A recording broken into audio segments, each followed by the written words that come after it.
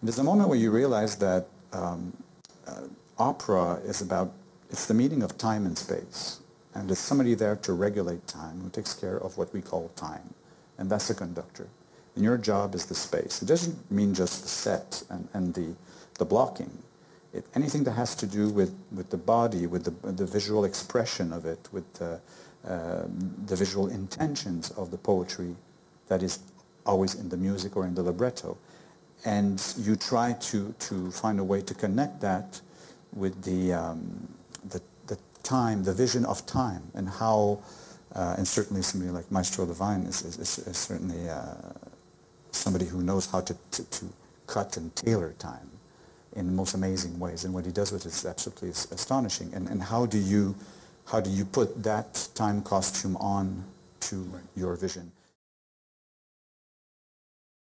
We always start by doing the avant-garde and the adaptation, and it's set in Nazi Germany, and people always try to get even with Wagner.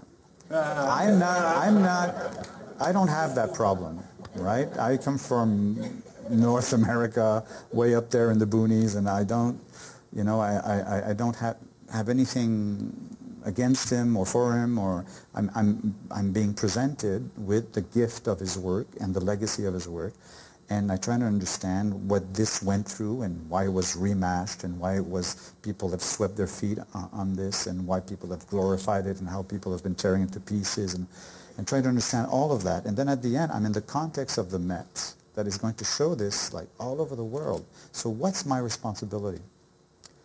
To show off and say, oh, wow, we do this and this, or to really seriously take years and sit down and say, what is this about? And humbly trying to do a first incarnation of my vision, and to try to be faithful not only to Wagner, but to be faithful to the early ideas of what this should be, and to initiate people to it. So that's why, I mean, people will be, I think, both, I hope, excited because it's a very, very new vision. It's very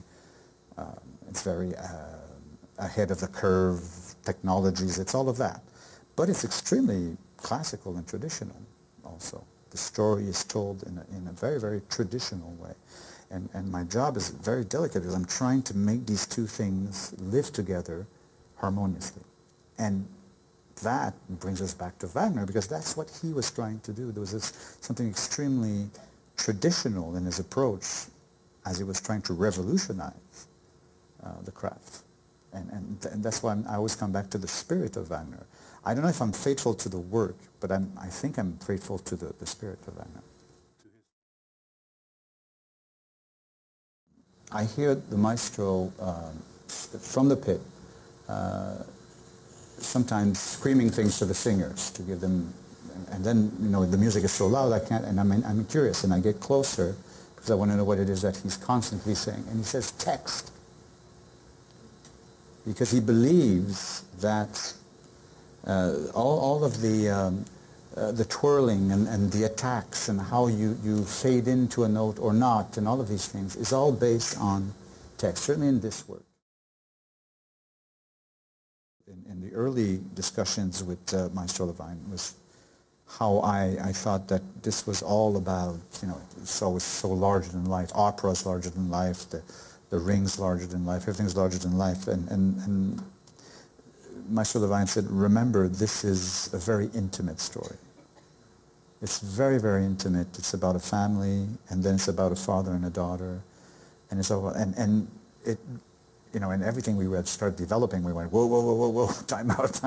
We have to put a hold on this. So how do we combine the spectacle that goes with this, the pageantry that Wagner also believed in to convey the story, and the intimacy?